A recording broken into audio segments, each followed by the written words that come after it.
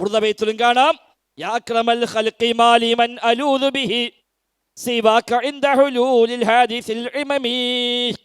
നബിയെ, ഏറ്റവും മാന്യനായ സൃഷ്ടികൾ, ഏറ്റവും ഔദാര്യവാനായ നബിയെ, താങ്കളോടല്ലാതെ മറ്റാരിലേക്കാ നബിയെ ഞാൻ അഭയം തേടിപ്പോവുക?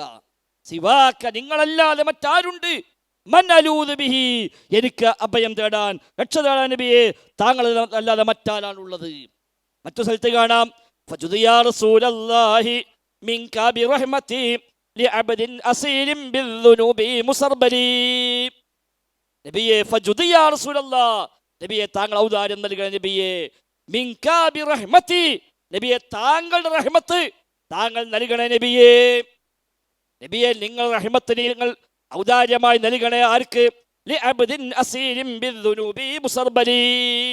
ധാരാളമായി പാപങ്ങൾ ചെയ്ത് ആ പാപങ്ങൾ അടിമയായി മാറിയ ഈ സാധുവായ അടിമക്ക് നബിയെ താങ്കളുടെ റഹ്മത്ത്, താങ്കളുടെ കാരുണ്യം നൽകണേ നബിയെ എന്ന് നബിയെ വിളിച്ചു പ്രാർത്ഥിക്കുന്ന വരികൾ.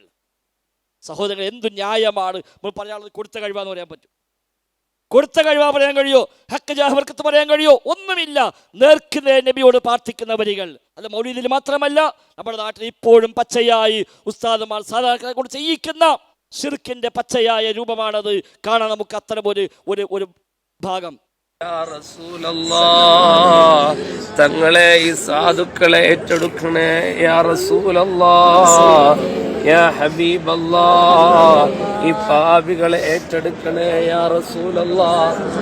എല്ലാ പാപങ്ങളും ചെയ്തവർ അങ്ങയുടെ ജീവിതകാലത്ത് വലൗ അന്നഹും യളമു അൻഫുസഹും ജാഊക ഫസ്തഗ്ഫിറുല്ലാഹ് വസ്തഗ്ഫറ ലഹും റസൂൽ.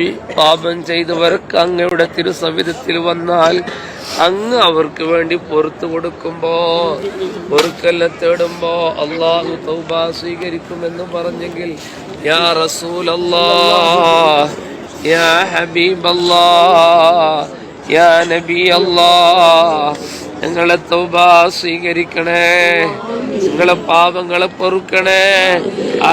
അറിയാതെ രഹസ്യ പരസ്യമായി ഒരുപാട് പാപങ്ങൾ ചെയ്തവരാ.